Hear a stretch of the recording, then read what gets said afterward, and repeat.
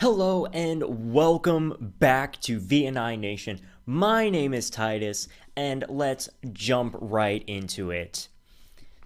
So, I'm going to kick this thing off with today's media quote of the day. It is from a song, and it goes a little something like, "Do you believe in?"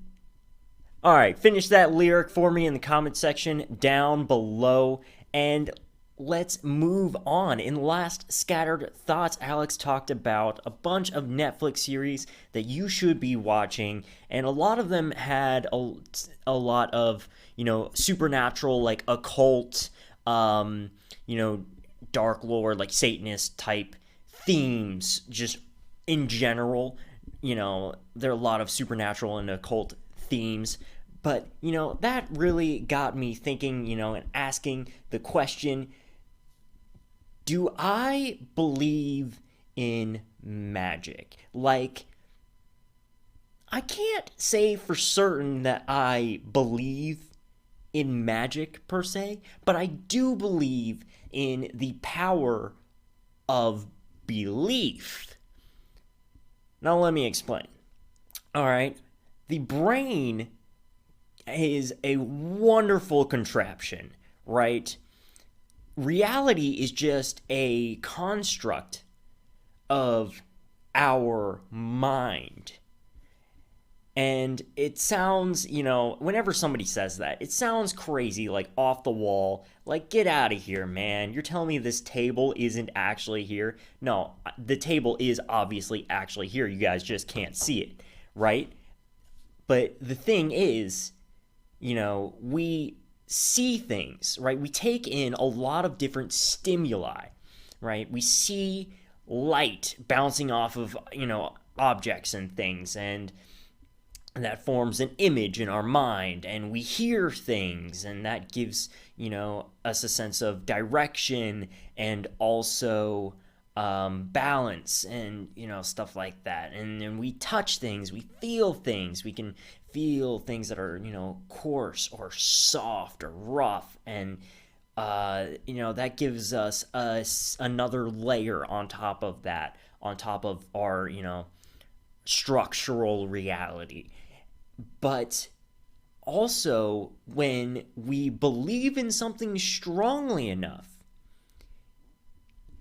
it affects our reality, because belief is centered in the mind in a similar location, right, to the area where we construct our reality, our perception of reality. And in that sense, our minds can trick us, can make us see things that aren't there, can make us hear things that no one else can hear, right? Or can cure an illness that we had previously, like the placebo effect. You get this, sugar pill, right? But you don't know it's a sugar pill. You do all the things, they tell you what the pill is supposed to do, and because you believe in that idea strongly enough, your brain works its magic, and then all of a sudden, that thing, you feel better right off the bat, right? Because of the placebo effect. And that in itself is the power of belief. Now, if I still haven't gotten you hooked, right?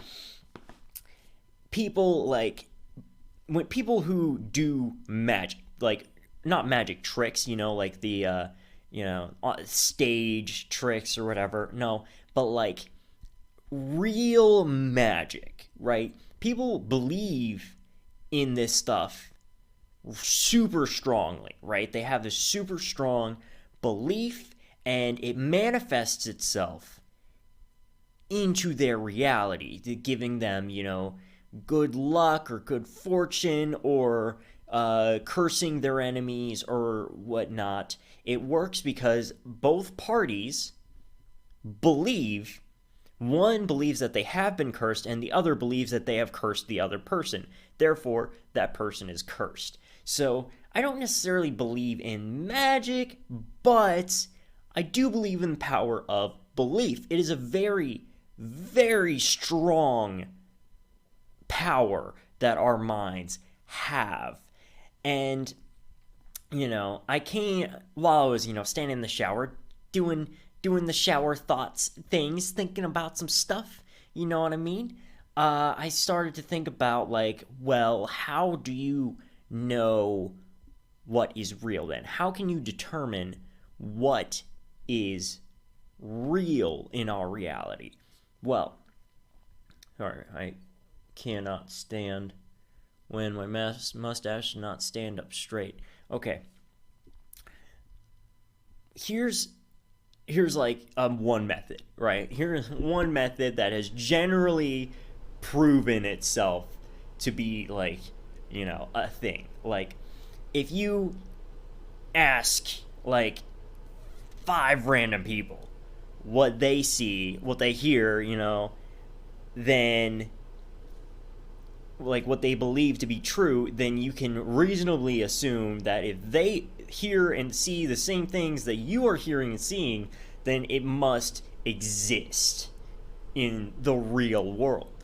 Like, a stoplight, the lines on the road, everyone else can, see them, even if you're blind, you can feel them, right?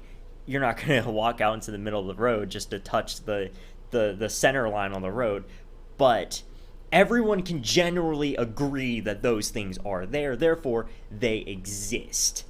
But that's where things that are less concrete come into play, right? I'm talking about religion, right? Multiple people, like there's a congregation of people that believe strongly in this thing that, for them, that thing 100% exists because they believe in it strongly enough, People who practice, Christianity, they believe that their God exists and that he's watching out for them, right? So if he's watching them all the time, then that might affect their decision making and stuff like that. So they truly believe that their God exists, and therefore, for them, it exists. Who am I to tell them that their God does not exist because I don't believe in it, right? Because that they do believe in it, for them, it exists.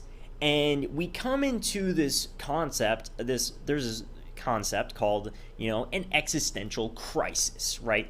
You reach an existential crisis when you do something that strongly conflicts with your beliefs.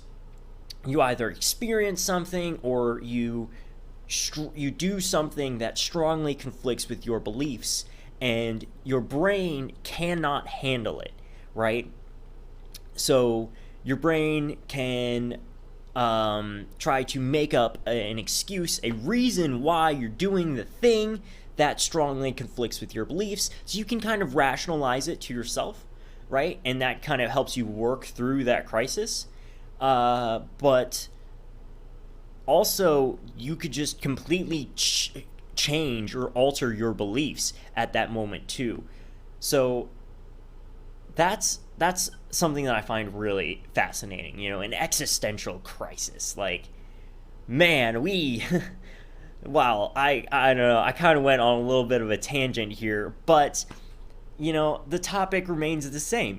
I stand by what I believe, and I believe in the power of belief, if nothing else. This has been a wonderful, riveting time. So, like this video if you haven't already, and let me know, do you believe in life after love? Let me know in the comment section down below.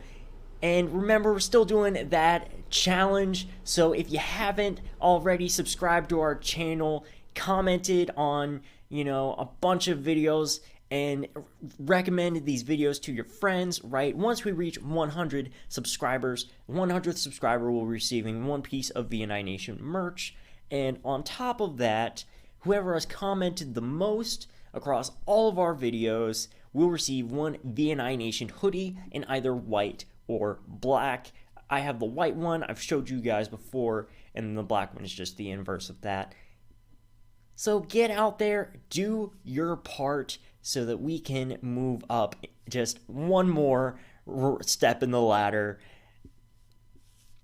This has been VNI Nation. Thank you, and goodbye.